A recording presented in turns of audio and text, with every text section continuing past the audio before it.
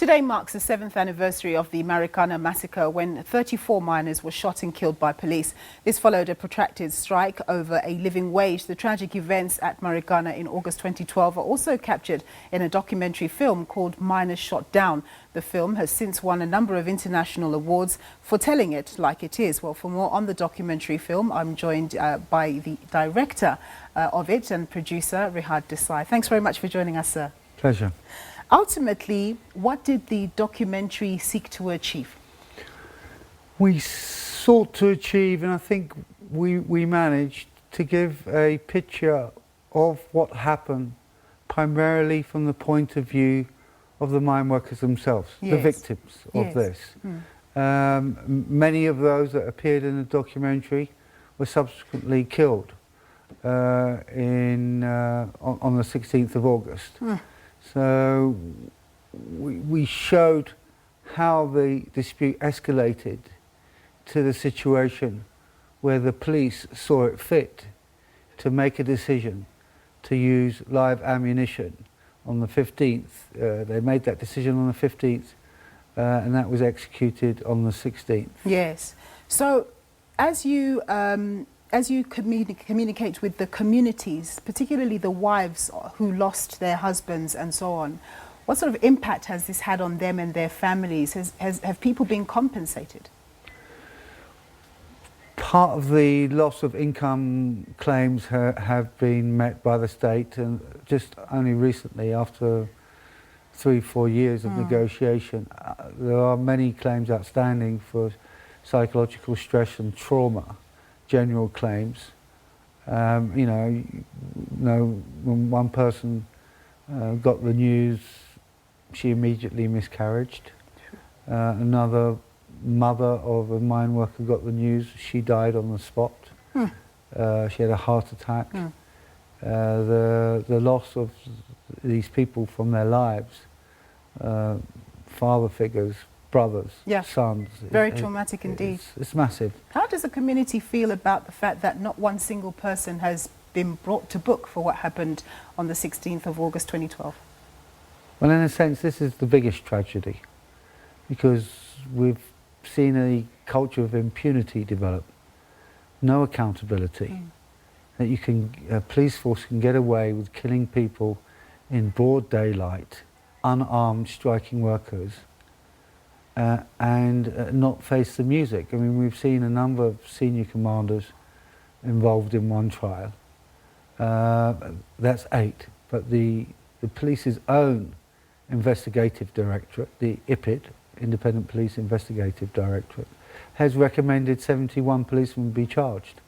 But they've been starved of finances to finalise their investigations. But at long last, we do have a credible head of our National Prosecuting Authority. She needs to pull up her sleeves and make sure that the broom comes out. And she has many projects. Yeah, Northwest, NPA needs to be clean so these prosecutions can go ahead. In terms of what led to what happened on the 16th of August 2012, obviously it was the socio-economic conditions, it was the wage demands and so on. There was violence in the lead up to that date where 10 people before that were killed as well. Has the situation changed socio-economically as we keep on learning that, particularly in the mining industry in the Northwest, jobs keep on being lost? Oh, well, this is a huge part of the problem. There were 44 victims that day, or during the strike. A number of them were policemen and security guards.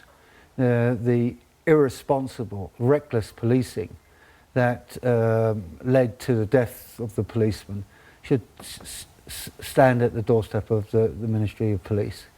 The reckless sending out a few security guards to confront 3,000 mine workers who had just been shot at the day before, and in fact the day before that, was a reckless decision on Lonmin's behalf.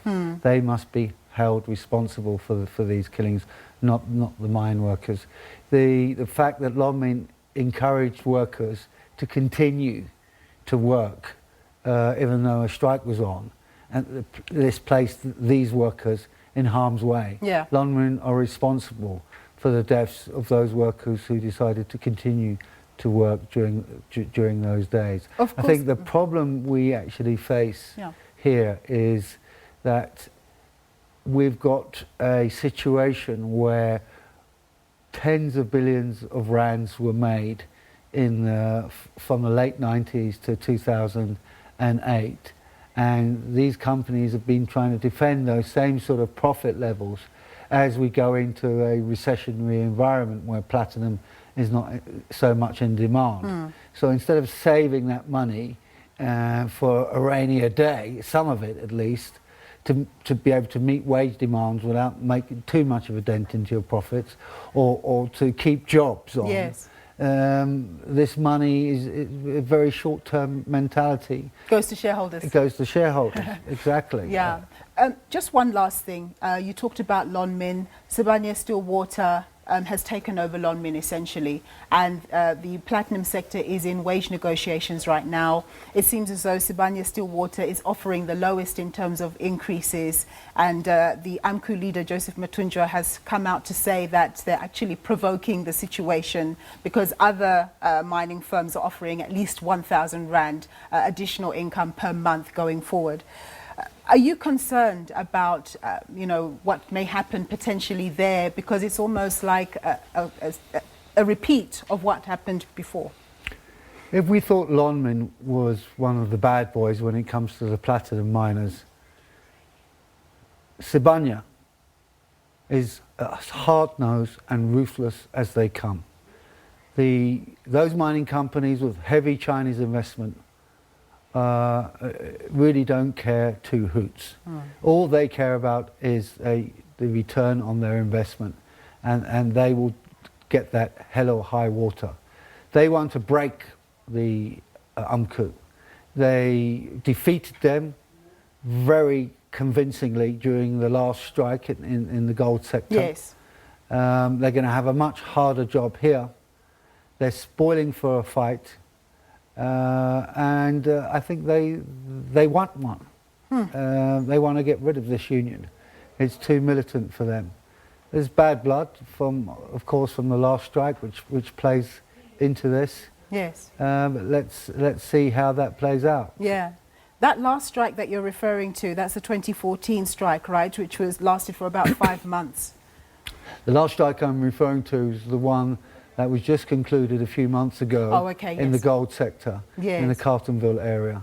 And just going back to that 2014 strike that took place, the one that lasted for about 5 months or so, did it work for the workers? At the end of the day, there was the workers are the ones who insisted on holding out. They didn't want to leave this demand for 12,500 in the air. They felt that it would be a disservice to those workers who had sacrificed their lives for this demand. So 2 years on, the union are ensconced, and they've got their branches up and running, and they want to press home for this demand. They got, I think, it wasn't a defeat, an outright defeat, it wasn't an outright victory, it's somewhere in between.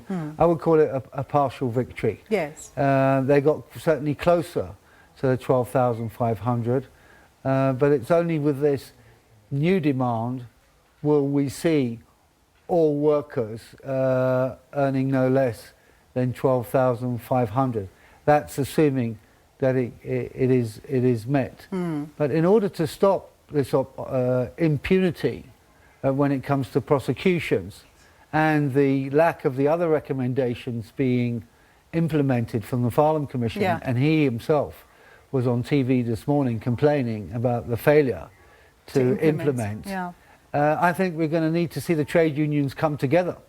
Joseph Matunjwa is going to have to reach out in a mature manner to other federations and other unions which see this as a travesty of justice. And they are out there. They are out there. He needs to. They need to call some action. Mr. Rehad Desai, we're going to leave it there. Thank you so much, sir, for your time. We're going to now go for some